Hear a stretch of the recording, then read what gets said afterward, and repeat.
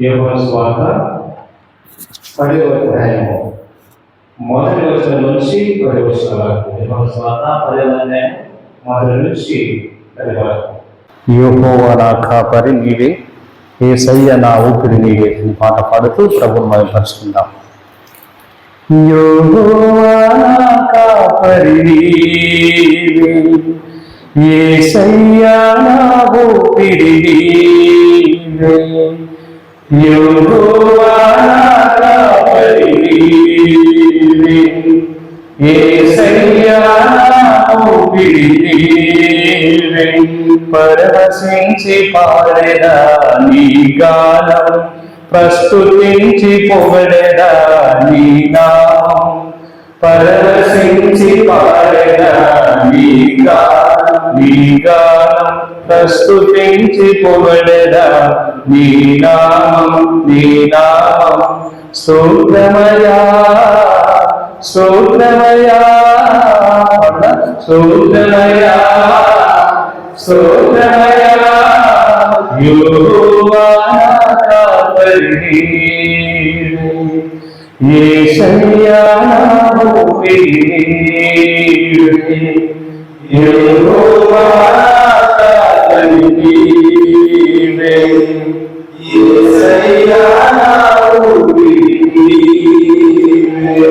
పచ్చిక పట్టులలో నన్ను నీవు నడిపెదవు, పచ్చిక పట్టులలో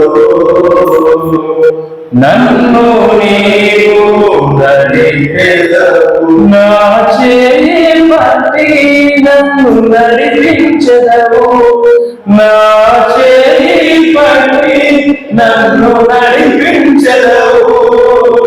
స్తోత్రమయా స్తోత్రమయా స్తోత్రమయా స్తోత్రమయా. యెహోవా నా కాపరి నీవే, యేసయ్య నా ఊపిరి నీవే. యెహోవా నా కాపరి నీవే, యేసయ్య నా ఊపిరి నీవే. గాఢాంధకారపు లోయలో నేను నడచి వెళ్ళినను, గాఢాంధకారపు లోయలో నేను నడచి వెళ్ళినను. నా చేయి పట్టి నన్ను కాపాడెదవు, నా చేయి పట్టి నన్ను కాపాడెదవు. స్తోత్రమయా స్తోత్రమయా స్తోత్రమయా స్తోత్రమయా స్తోత్రమయా స్తోత్రమయా స్తోత్రమయా స్తోత్రమయా. యెహోవా నా కాపరి నీవే, యేసయ్య నా ఊపిరి నీవే. యెహోవా నా కాపరి నీవే, యేసయ్య నా ఊపిరి నీవే. పరవశించి పాడెదా నీ గానం, ప్రస్తుతించి పొగడెదా నీ నామం. పరవశించి పాడెదా నీ గానం, ప్రస్తుతించి పాడెదా నీ నామం. స్తోత్రమయా స్తోత్రమయా. హల్లెలూయా హల్లెలూయా. స్తోత్రమయా స్తోత్రమయా. హల్లెలూయా హల్లెలూయా.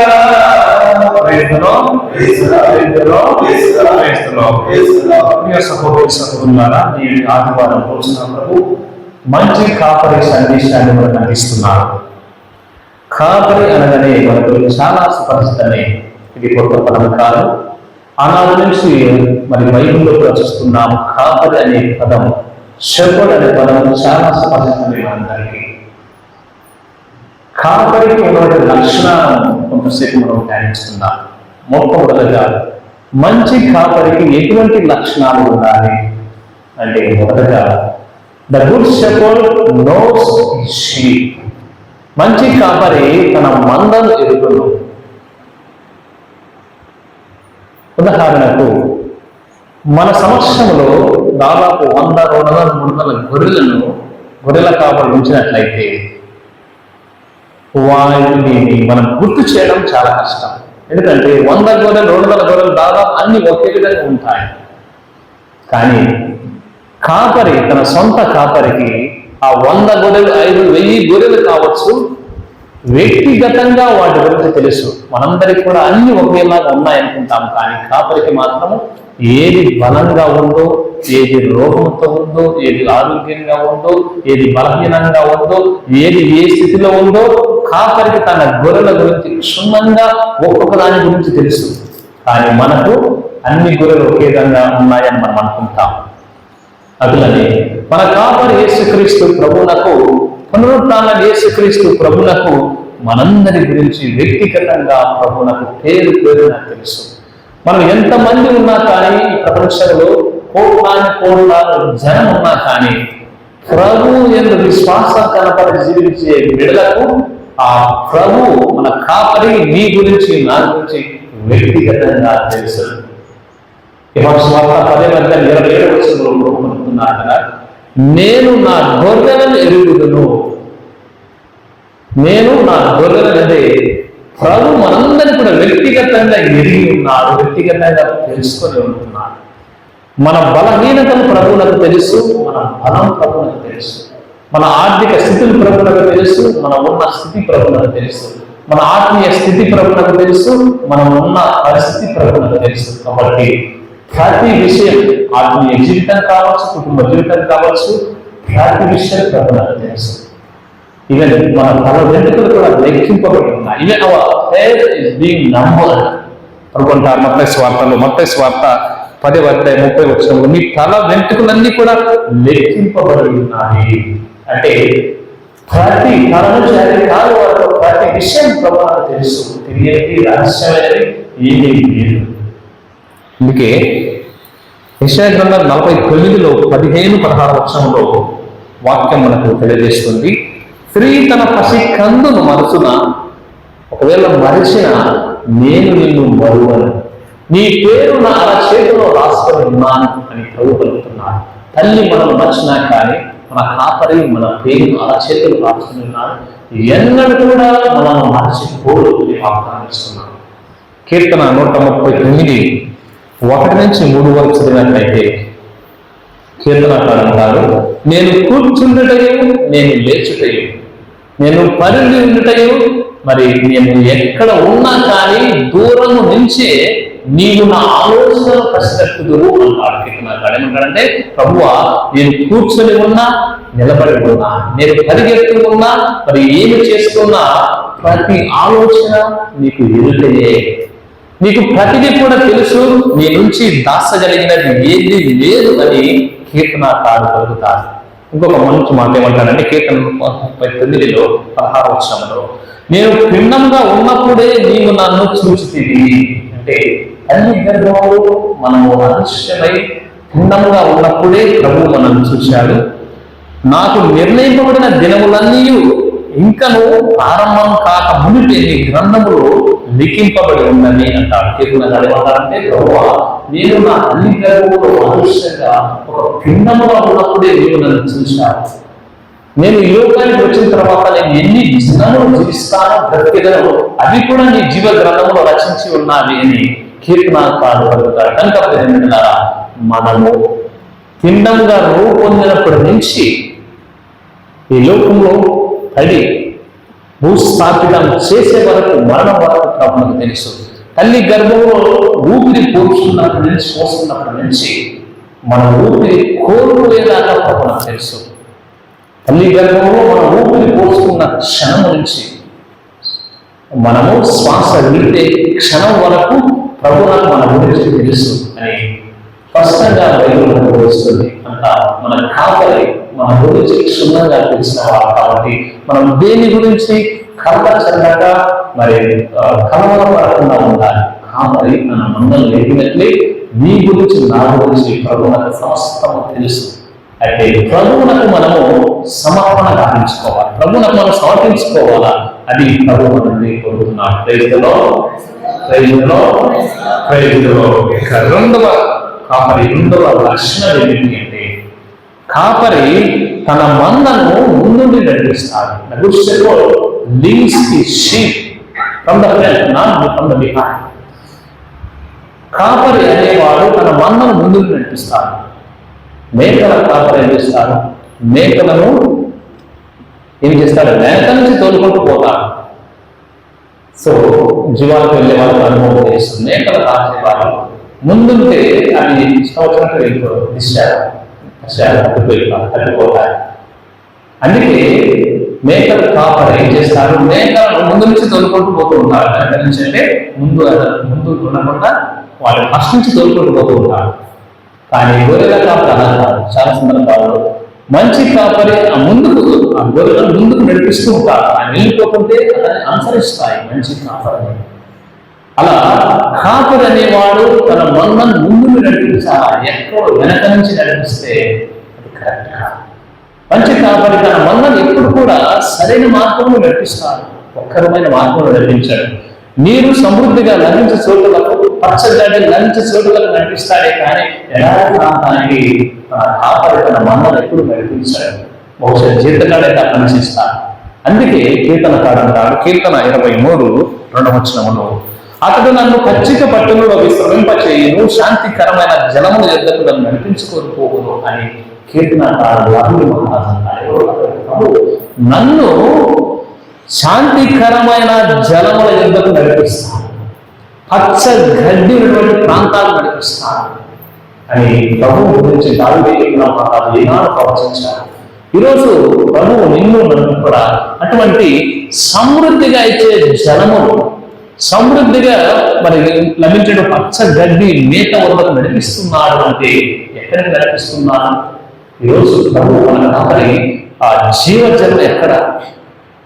ప్రభు నడిపించి ఆ పచ్చగడ్డి ఎక్కడ నడిపిస్తున్నాడు? ఎక్కడి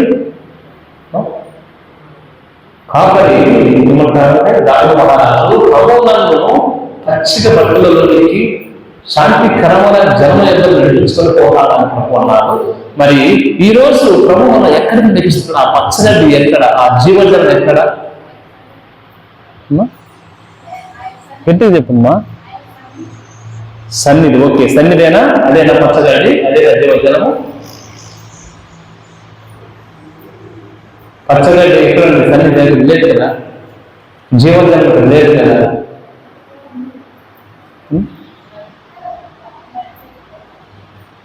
చెప్పండి, ఎవరు చెప్పాలని ప్రయత్నం చేస్తున్నారు? ఇక్కడ ఏమని రాసింది బ్యాక్ సైడ్? ఓకే, ఇక్కడ పచ్చగడ్డి జీవజలం అంటే లిటరల్గా అవేని కాదు. దివ్య పూజ బలి ద్వారా నీకు వాక్కుతో తర్వాత జీవాహారంతో పోషింపబడుతున్నారు. ఈరోజు మనకు జీవజలం ప్రభున్నారు. ఏమన్నారు? నేనే జీవజలం, నన్ను విశ్వసించి వాళ్ళ హృదయం నుండి అంతర్యానం నుండి జీవజలములు ప్రవహింపజేస్తానన్నాడు. I am the living water, I am the bread of life, నేనే జీవాహారం అన్నాడు. ప్రభు మనకు చెప్పేది ఏంటంటే, మనం ప్రతి ఆదివారం దివ్య పూజలో జరగబోతున్నటువంటి ఈ పరమ రాష్ట్రానికి నడిపిస్తున్నాడంటే కేవలం ఆయన సన్నిధికే కాదు, వాక్కు ద్వారా మనం పోషిస్తున్నాడు. పోషణ, రక్షణ, నిత్య జీవం మనకిస్తున్నాడు. ఆ జీవజలం, ఆ పచ్చగడ్డి అంటే దివ్య సప్రసాదం ప్రభువే. ఆయనే జీవాహారం. ప్రభువల్ల నా శరీరం గురించి నా రక్తము పానం చేయవాడు ఎన్నటికీ కూడా మరణించడు, నిత్య జీవితాన్ని పొందుకుంటాడు.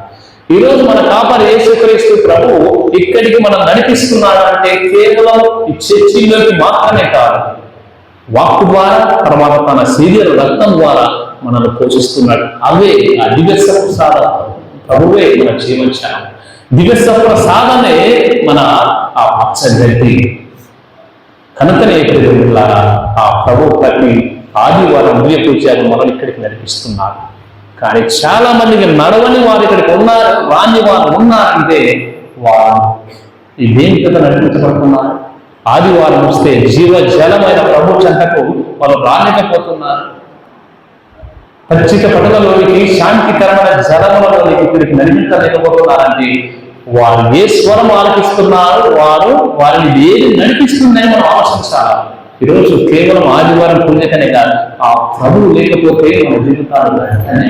ఈరోజు ఆదివారం వచ్చిన చాలా మంది కూడా జీవజలం దగ్గరికి రాదు, లోక వ్యాపారం దగ్గరికి పరిగెడుతున్నారు, ఆహార పదార్థాల కోసం ఆనందపడుతున్నారు, షాపింగ్ కోసం, విందులు, రకరకాలుగా దేవుని సన్నిధికి నడిపించబడలేదు. ఈరోజు ఎవరు వాళ్ళని నడిపిస్తున్నారు అంటే చాలా మంది నడిపించేది కాపరి యేసయ్య కొంతమందిని నడిపిస్తున్నాడు. కానీ చాలా మంది ఎవరు నడిపిస్తున్నారు, ఎవరి స్వరాన్ని ఆలపిస్తున్నారు అన్నది ప్రశ్న. ఈరోజు డబ్బు చాలా మందిని కూడా ముందుండి నడిపిస్తుంది, అది వాస్తవం. ఈరోజు శారీరక సుఖం చాలా మందిని ముందుండి నడిపిస్తుంది. ఈరోజు చాలా మంది సెలబ్రిటీస్, హీరోయిన్స్, క్రికెట్ ప్లేయర్స్, వీళ్ళందరికీ ఒక ఆదర్శంగా వారి స్వరాన్ని ఆలకించి ఆ విధంగానే వారు నడిపించబడుతున్నారు. ఈరోజు చాలా మంది కూడా రాజకీయ నాయకులు అంటే రాజకీయం అంటే కొంతమంది పెద్ద పిచ్చి పరమ పిచ్చోడు, ఆ రాజకీయ నాయకుల కోసం ఎంతవరకే వెళ్తారు. ఆ విధంగా రాజకీయ నాయకుల వంటి భావాల వాళ్ళ మాటల ధారణ వాళ్ళు నడిపించబడుతున్నారు. ఈ విధంగా ఈ లోక ప్రాపంచిక స్వరాల చేత చాలా మంది ఆలకిస్తూ అలా వెళ్ళిపోతున్నారు. కానీ ప్రభు స్వరాన్ని ఆలకించి ప్రభు చెంతకు వచ్చేవారు కొలది మంది మాత్రమే, కొద్ది మంది మాత్రమే. ఈరోజు నేను ప్రశ్నించుకోవాలా? మంచి కాపరి యేసుక్రీస్తు ప్రభు నన్ను నడిపిస్తున్నాడు, అయితే నేను ఆయన స్వరాన్ని ఆలకించి ఆ నడిపింపులో ఉంటున్నానా, లేకపోతే నేను ఈ లోక స్వరాన్ని అనగా ఈ లోక సుఖ వ్యామోహ ఈ స్వరాన్ని ఆలకించి నేను ముందుకుపోతున్నాను? ఈ లోకం నిన్ను నిత్య వినాశనానికి నడిపిస్తుంది, ఈ లోక స్వరం. కానీ కాపరి స్వరం నిన్ను నిత్య జీవితానికి నడిపిస్తుంది. ఈ లోక స్వరం, ఈ లోక వ్యామోహాలు ఇవన్నీ కూడా నిన్ను అల్టిమేట్గా నిత్య మరణానికి, శాశ్వత మరణానికి, వినాశనానికి నడిపిస్తాయి. కానీ కాపరి స్వరం, మన యేసయ్య స్వరం నిన్ను నిత్య జీవితానికి నడిపిస్తుంది. కాబట్టి ఈరోజు ఆలోచించాలా, నీ జీవితాన్ని, నీ కుటుంబాన్ని నడిపించేది ప్రభువా, కాపరినా, లేక నిన్ను నడిపించేది ఈ లోక పోకడలా ఆలోచించుకోవాలా? ఒకవేళ ప్రభువు నిన్ను నడిపిస్తే నువ్వు సురక్షితంగా శాంతికరమైన జలములకు, పచ్చ గడ్డి లభించే చోట్లకు నడిపించబడతావు. ఒకవేళ ఈ లోకమునైతే ఖచ్చితంగా నువ్వు పతనావస్థకు నడిపించబడతావు. అందుకే ఈరోజు చాలా మంది కూడా ప్రభు చెంతకు నడిపించబడక ఈ లోక వ్యామోహాల చేత నడిపించబడుతున్నారు. ఆలోచిద్దాం, మనం ప్రభు స్వరాన్ని ఆలకించి ఆయన చేత నడిపించబడుతున్నామా, ఆయన వెంబడిస్తున్నామా, లేక ఈ లోక వ్యామోహాలకు, లోకటువంటి సెలబ్రిటీస్, డబ్బు, సంపద, వీటిని వాటి వ్యామోహమై మంత్రముగ్ధులమై నడిపించబడుతున్నామా? ఆత్మహత్యలు గావించుకోవాలి. మొదటగా మనం ధ్యానించాము మంచి కాపరి తన మందను ఎరుగును. రెండోదిగా మనం ధ్యానించాము మంచి కాపరి తన మందను ముందుండి నడిపిస్తాడు. ఇక మూడవ లక్షణం, మంచి కాపరి తన మందను ఎల్లప్పుడూ కాచి కాపాడుతాడు. The good shepherd protects and cares for his sheep. మంచి కాపరి తన మందను ఎల్లప్పుడూ కాచి కాపాడుతాడు. అందుకే చాలా మంది గొర్రెల కాపర్ల చేతుల్లో మనం చూస్తాము ఒక కర్ర పట్టుకొని పోతూ ఉంటారు నడుచుకుంటూ. అంటే మంచి కాపరి ఎందుకు ఒక కర్రను పట్టుకొని పోతారంటే తన మందను తోడేళ్ల నుండి, క్రూర మృగముల నుండి, శత్రువుల నుండి అనేక విధాల వాటిని కాపాడడానికి. కొన్ని సందర్భాల్లో పాములు కానీ ఏమైనా కానీ చిన్న ఉంటే వాటిని అదమాయించడానికి, వారిని తరిమి కొట్టడానికి కాపరికి కర్ర ఉంటుంది. కాపరి అనేవానికి ఊపుకుంటూ పోవడం శాసనమైనట్టుగా కాపరి అనేవానికి ఒక కర్ర ఉంటుంది. ఆ కర్రతో క్రూర మృగములను, ఆ మందను అటాచ్ చేసే వాటి నుంచి కాపాడతాడు కాపరి అంటే కాపు ప్లస్ హరి అంటే కాపు ప్లస్ హరి. కాపరి తన మందను అరిష్టం నుండి కాపాడేవాడే కాపరి, కాపు ప్లస్ హరి. కాపరి అంటే తన మందను అరిష్టం నుంచి, ఆపద నుంచి, ఇబ్బందుల నుంచి, కష్టాల నుంచి కాపాడేవాడే మంచి కాపరి. కాబట్టి మంచి కాపరి ఎల్లప్పుడూ ఒక కర్మ చేత పెట్టుకుని తన మందను నడిపిస్తాడు. అందుకే కీర్తనకాడు అంటాడు, కీర్తన 23:4 నీ బడితయు నీ చేతి కర్ర నన్ను కాపాడు. దాని మహారాజు అంటే నీ బడితయు నీ చేతి కర్ర నన్ను కాపాడుతున్నాను. అందుకే మంచి కాపాడి చూసినప్పుడు ఒక గొర్రె పిల్ల హృదయాన్ని అట్టుకొని ఉంటుంది, ఇంకొక చేతిలో కర్ర ఉంటుంది. కీర్తనకాడు పలికిన మాట అక్షరాల వేద సత్యం. కాపరి చేతిలో కర్ర భోగముల నుండి, శత్రువుల నుండి, అనేక వేళ తనను కాపాడుకోవడానికి, తన మందను కాపాడుకోవడానికి ఎల్లప్పుడూ కాపాడి తన మందను కాపాడలేతాడు. ప్రియ సహోదరి సహోదరులా, ఒకప్పుడు మీకు తీసిన సంగతి, ఒక అడవిలో ఒక కాపరి తన మందను తీసుకుని వెళ్ళారు. దట్టమైన అడవిలోకి మేతపోయి వెళ్ళిన తర్వాత ప్రకృతి ఒకసారిగా మార్పు సంభవించి తుఫాను సరవేగింది. ఆ జడివాన, ఆ గాలి వానకు మరి మార్గ మధ్యాలన్నీ కూడా మూసుకొని పోయాయన. దట్టమైన అడవిలోనికి మేత కలిగినటువంటి కాపరి తన మందను తోలుకొని పోతే ఆ ఉరుముల మెరుపులకు ఆ బారులన్నీ మూసుకొని పోయాయి. అలా తిరిగి తన ఇంటికి చేర్చాలంటే ఒక మార్గం, ఒక వంతెన గుండా ఆ గొర్రెలన్నిటి కూడా ఇంటికి చేర్చాలి. అయితే ఆ తుఫాను వల్ల, జడివాన వల్ల ఆ వంతెన కాస్త కూలిపోయింది. ఇంకా అంతరింత కొంతవరకు మాత్రమే నేల ఉంటుంది.